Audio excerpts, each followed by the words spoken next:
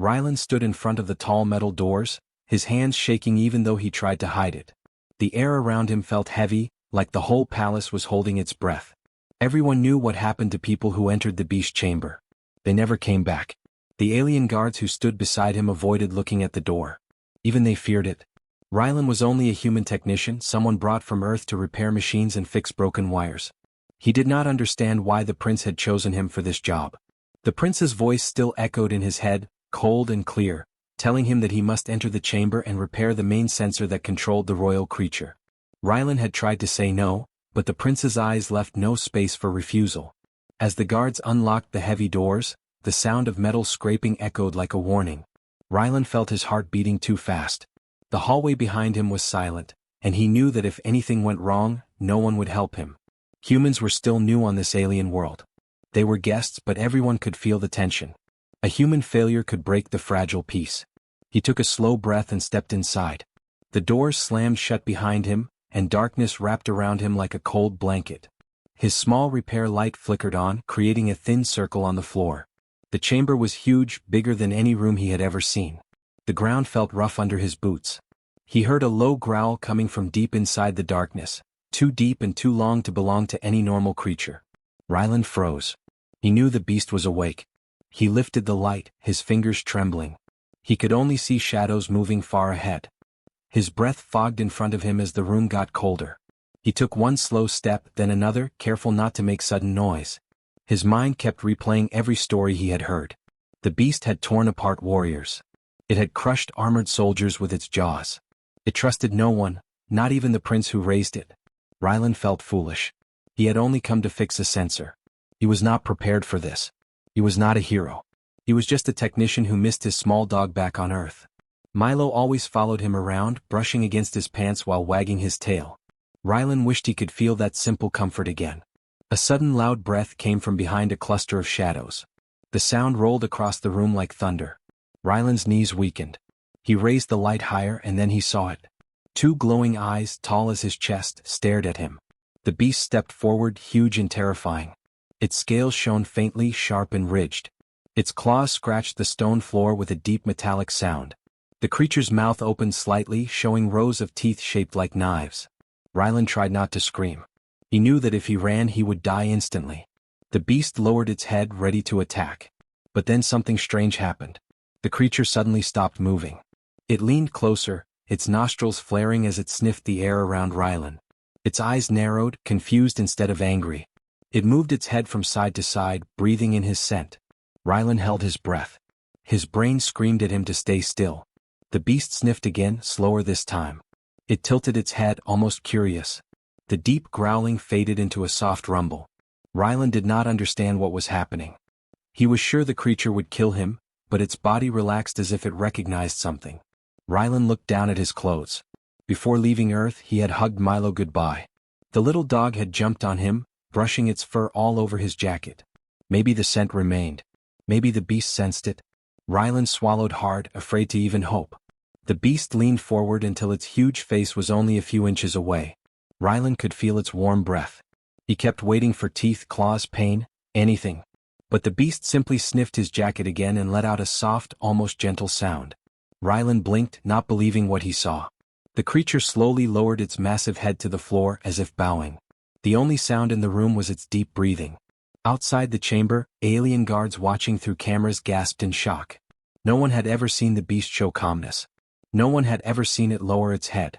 Rylan did not move for a long moment.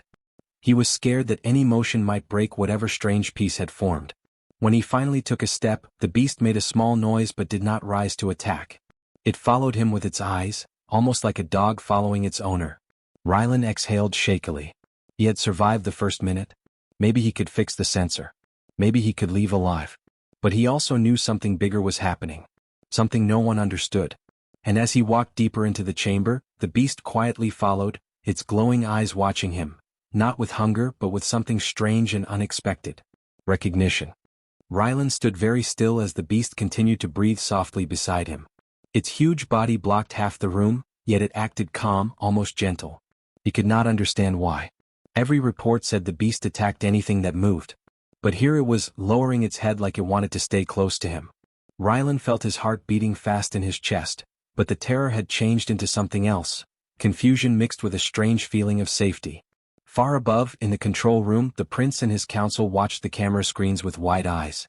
No one spoke. They expected the human to be torn apart by now. Instead, the beast behaved like it recognized him. The prince leaned closer to the screen, trying to understand what made this human different. Rylan slowly walked toward the broken sensor console on the far wall.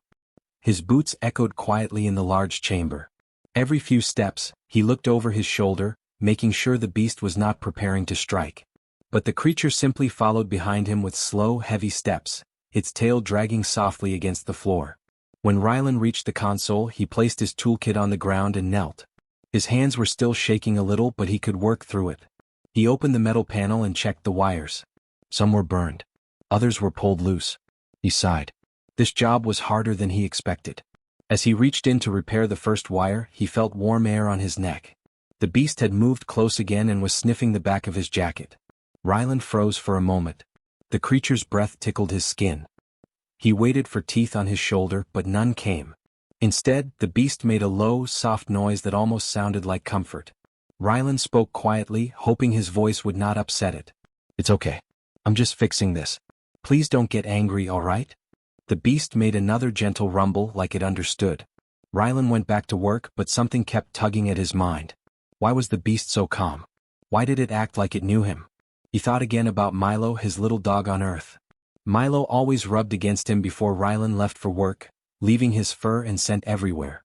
Rylan looked at the beast and whispered, "Do you smell Milo on me? Is that why you're not attacking?" The beast blinked slowly, its eyes warm instead of wild. It lowered its head again, nose touching Rylan's sleeve. Rylan's breath caught. The creature's movements were too familiar, too careful. It reminded him of the way Milo used to sniff his clothes after Rylan returned home. In the control room, one of the alien scholars gasped. "Prince, this is impossible. That beast's ancestors lived beside small loyal creatures thousands of years ago. They were protectors and companions. They died out during the Great War. That kind of bond should not appear again." "But it has," the prince said quietly. "And only with a human." Inside the chamber, the beast watched as Rylan repaired the final wire. When he stood up, the creature made a soft chuffing sound as if pleased. Rylan smiled nervously. "Thanks," he whispered. "I guess." He walked slowly around the chamber to test the sensor. The beast followed him with every step, staying close but never threatening. Rylan noticed that whenever his light flickered, the beast made a small, protective noise. It was watching over him. When Rylan knelt again to check the second console, the beast suddenly stiffened. Its body went tense, scales rising slightly like sharp armor. A low growl rumbled from deep inside its chest, but this time it wasn't directed at Rylan. The creature stared toward the far left corner of the chamber where shadows hid a damaged wall. Rylan followed its gaze. He saw nothing at first, only darkness. But the beast's growl grew louder and deeper. "Hey, what is it?" Rylan whispered. The beast took 2 slow steps forward, head lowered, eyes locked on the shadowed corner. Rylan felt chills run down his spine. Something was wrong. Something inside the chamber was making the beast nervous. He grabbed his small repair light and pointed it at the corner. For a moment he still didn't see anything. But then the light glinted off something metal, something small and round. Rylan leaned down. "Is that a device?" He moved closer, with the beast walking protectively beside him. When Rylan crouched down, he brushed away the dust and his stomach twisted. There were wires, explosives, and a small blinking light. Someone had planted a bomb inside the beast chamber. Rylan looked at the beast, shocked. "You were trying to warn me." The beast huffed softly, its eyes focused and alert. It nudged him back as if telling him to stay safe.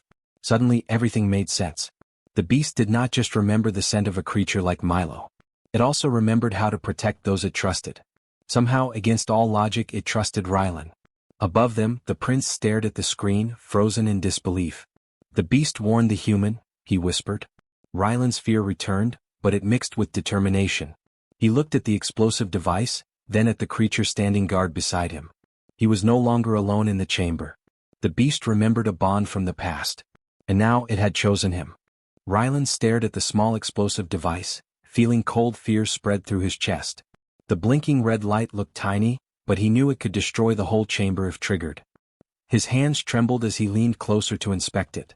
The beast stayed right beside him, its huge body lowered, ready to protect him from anything that moved.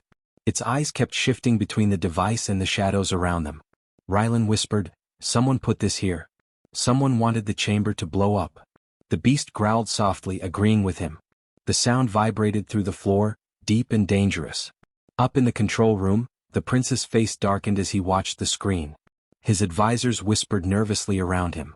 None of them could understand who dared plant a bomb inside the royal palace. The prince gave a quiet order for the guards to search the upper levels, but his eyes stayed locked on the screen showing Rylan and the beast. Inside the chamber, Rylan crouched again and touched the device carefully.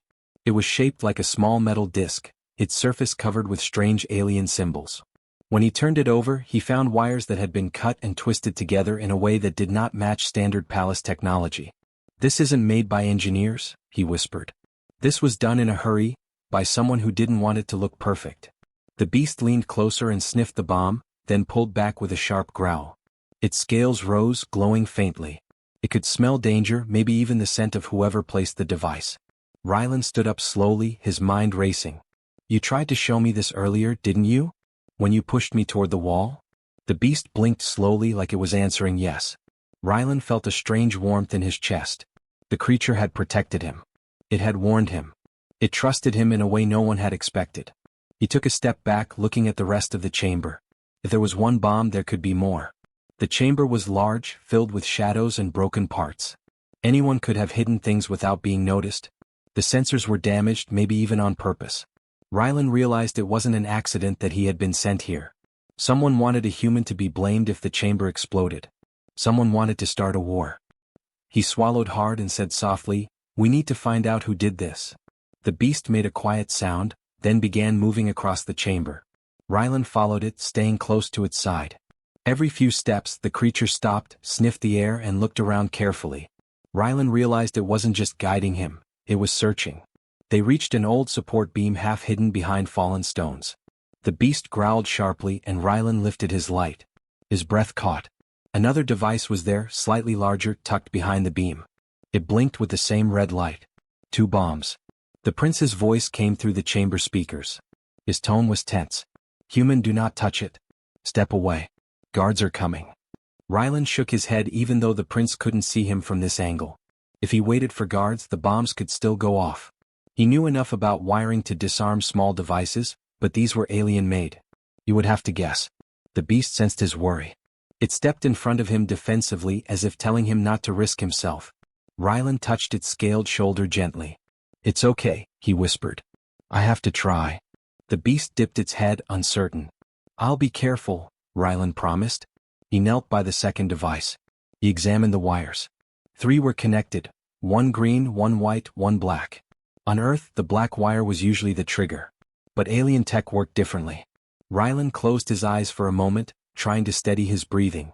Behind him, the beast's slow rumble grew louder, its anxiety rising. "It's all right," Rylan said softly. "Stay close. If anything happens, run." The beast ignored the last part. It lowered itself directly beside him, touching its nose to his shoulder. It would not leave him. Rylan felt courage rise inside him. He took a deep breath, grabbed the green wire and pulled. The light stopped blinking. He let out a shaky laugh. 1 down. The beast made a relieved chuffing sound. But they were not safe yet. They still had the first bomb to disarm. Rylan hurried back to the smaller device. As he knelt over it, he noticed something different. This one had a tiny symbol carved into its side, a mark he had seen once before on the uniforms of the prince's own rebel factions. His stomach tightened. The rebels wanted to destroy the palace, and blame humans for the attack. The beast suddenly stiffened again. It lifted its head and stared toward the chamber entrance. Rylan turned. Footsteps echoed from outside. Guards? Or rebels? The beast moved in front of him protectively. Rylan felt a rush of fear, but he forced himself to focus on the device. His hands moved quickly. If he didn't finish now, everyone in the chamber could die. He grabbed the white wire and pulled. The blinking light faded to nothing. Silence filled the chamber. Rylan sat back and exhaled in relief. The beast leaned its massive head against him gently, almost like a thank you. He reached up and touched its scales, surprised at how natural it felt now. But the fear wasn't over. They still didn't know who planted the bombs or when they would strike again. Rylan looked at the beast and whispered, We have to protect the prince. This goes deeper than we thought. The beast growled softly, agreeing. Together, they turned toward the door, ready to face whatever was coming next. The night fell over the palace like a heavy cloak, bringing a strange silence with it. Rylan could feel it the moment he stepped out of the beast chamber with the creature walking close behind him. The halls were too quiet. The guards were missing from their usual posts. Even the lights seemed dimmer, flickering gently as if warning of something hidden in the shadows. The prince met him halfway down the corridor. His face looked tense, his eyes sharp. "The guards found nothing," he said. "But someone planted those bombs with knowledge of our security. Someone inside the palace." Rylan nodded, still shaken. The beast stood beside him, towering over both of them but surprisingly calm. It kept its tail low and its head only slightly raised, watching every movement around them. Before the prince could say more, a sudden tremor shook the floor beneath their feet. The lights flickered violently. A deep thunder-like boom echoed from the far end of the palace. Rylan felt his heart jump as dust rained down from the ceiling. The prince's expression changed instantly. "The rebels," he whispered. "They've begun." Another explosion tore through the silence, louder and closer. The walls trembled. Blazing orange light flashed through the hallway, carrying the smell of smoke. Rylan grabbed the prince's arm. "We need to get you to safety." But before they could run, a section of the ceiling cracked and began to fall. The prince stumbled back, but Rylan pushed him away from the collapsing stone. The beast leaped forward and shielded them with its massive body. Pieces of rock bounced off its scales, leaving sparks and dust in the air. When the rumble stopped, the hallway was half blocked with debris. Smoke drifted through the cracks. The prince gasped, but the beast stayed firm, its body acting like an unbreakable shield. Rylan coughed and looked around. "We can't go back that way. We have to move deeper into the palace." The beast nudged him gently, urging him forward. Its eyes glowed faintly in the smoke, calm but alert. They began moving through the twisting corridors. Alarms started ringing in the distance. Red lights flashed along the walls as thick smoke rolled through the halls like dark fog. Rylan held the prince's arm and guided him, but the beast stayed in front of them, taking every corner first. Whenever they turned a new hall, the beast's body tensed, ready to fight if needed. Suddenly, a loud crash echoed behind them. Rylan spun around to see flames bursting through a doorway. The rebels had set the lower levels on fire to push everyone into chaos. The flames roared like a monster, spreading fast. "We won't make it," the prince shouted over the noise. But the beast turned back, growled, and pushed Rylan and the prince toward a hidden side path. It led the way, using its bulk to break through a half-damaged panel that opened into a service corridor. The passage was narrow, almost too small for the beast, but it forced itself through, scraping its scales against the wall. Rylan stayed close, feeling heat behind him as the flames followed them. The service corridor shook from another explosion above. Dust and sparks rained down, stinging his skin. When they reached a cross-section, the beast suddenly stopped. Its head jerked to the left. Rylan saw it too, a wall of fire blocking the main stairway. Without hesitation, the beast turned the other way and pushed its shoulder against a sealed metal door. It growled loudly and the metal bent under its strength. Rylan stared in shock. The beast was creating a new path. Rylan grabbed the prince's hand. "Stay behind it." With one more powerful shove, the beast broke the door. Cool air rushed into the corridor from the chamber beyond. The room was large and mostly empty, some kind of old storage hall. The air was safer here, but the walls trembled and Rylan could hear more explosions outside. The prince leaned against a pillar, breathing hard. "They want me dead," he said quietly. "And they want to blame humans." Rylan shook his head. "Not if we survive this." Before they could speak further, the ceiling above them cracked again. A massive piece of stone broke loose, falling straight toward Rylan. He didn't even have time to raise his hands. The beast roared and dove over him. Its huge body covered Rylan completely as the stone crashed onto its back. The impact shook the floor. Rylan felt the beast's warm, heavy weight pressed protectively over him. Dust filled his lungs and his eyes watered, but he was alive. The beast groaned softly, its scales cracked and bleeding in thin lines. But it lifted itself slowly, refusing to collapse. Rylan reached up and touched its chest. "You saved me," he whispered. The beast lowered its head, breathing shallowly but steady. Its eyes glowed gently, full of loyalty and something even deeper. When the smoke finally started to settle, the prince stepped closer. He stared at Rylan, then at the injured beast beside him. His voice shook, not with fear but with realization. You protected the creature, the prince said. And it protected you. Something ancient has awakened between you two. Rylan helped the beast stand fully. We need to finish this, he said. The rebels are still in the palace. The prince nodded, determination rising in his eyes. And as they prepared to move again, the beast stood tall, despite its wounds, ready to face fire and danger once more. Because the bond it remembered, and the bond it had found in Rylan, was stronger than fear, stronger than pain, and strong enough to change the night of fire into the beginning of something new. Smoke still hung in the air long after the last explosion faded. The palace walls were scorched, parts of the ceiling had collapsed, and the floors were covered in dust and broken stone. But the worst of the night was finally over. Rylan stood beside the beast, steadying it with one hand as they moved through the damaged hall. The creature was injured, but it walked with its head high, refusing to fall. The prince walked on the other side, watching the beast with a new expression, respect mixed with disbelief. He had once believed the creature could never be controlled, never be tamed, never trust anyone. Yet it had protected Rylan again and again, even when fire rained from the ceiling. The prince knew now that something had changed forever. They reached the central chamber where emergency lights glowed faintly. Several loyal guards rushed in, shocked to see Rylan and the beast alive. They bowed quickly to the prince, then stared at the huge creature standing beside the human. It did not growl. It did not show its teeth. Instead, it stood calmly, leaning slightly toward Rylan as if he was the only safe point in the whole room. Rylan lowered himself beside the beast to check its wounds. Thin lines of blood ran between its scales. The creature breathed slowly, but each breath looked painful. "Stay with me," Rylan whispered. "We made it through the fire. You're not allowed to give up now." The beast closed its eyes and touched its forehead gently against his shoulder. The prince approached them and knelt beside the creature for the first time in his life. "This is real," he murmured. "It truly chose you." Rylan looked up at him. "It protected me because it remembered something. Something from your people's past." The prince nodded slowly. "Our old stories spoke of small loyal creatures that lived with the beasts long ago. They trusted those creatures until the war destroyed them." He looked at Rylan's torn jacket.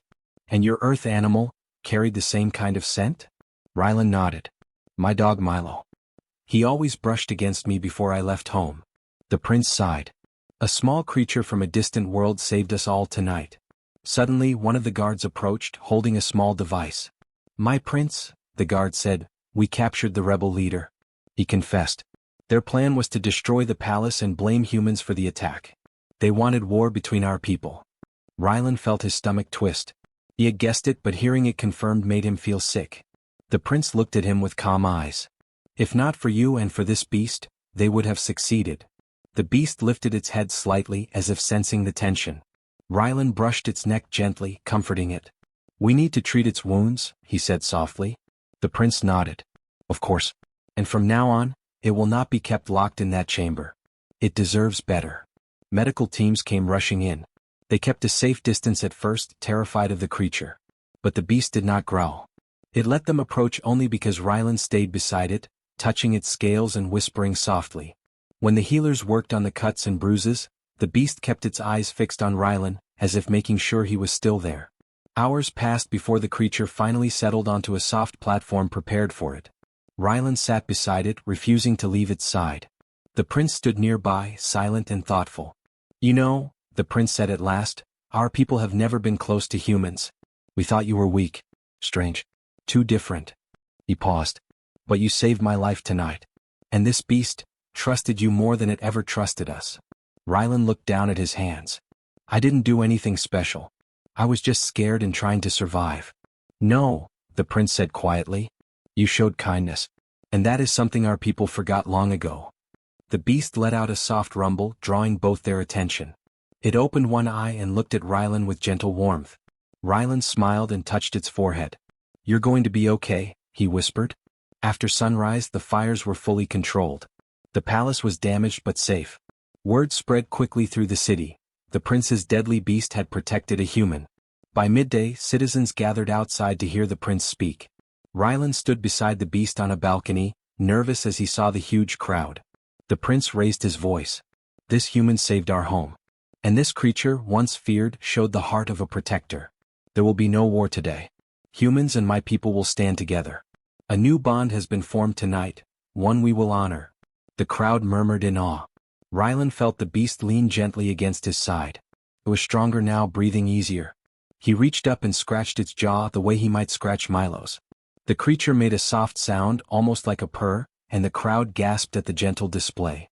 Later, when everything calmed down, the prince offered Rylan a small transport pod. "Go to Earth," he said. "Bring your dog. The beast will want to meet the creature whose scent saved its life." Rylan smiled. "I think Milo will like that." 2 days later, Rylan returned to the palace with a small brown dog in his arms. Milo barked happily at everything, not afraid at all. When the beast saw the dog, it lowered its huge head carefully. Milo sniffed its muzzle and wagged his tail. The beast made a soft sound Rylan had never heard before, full of peace, full of memory. In that moment, Rylan knew the truth. A human, a dog, and a royal beast had changed the future of two species. Not with power. Not with fear. But with trust.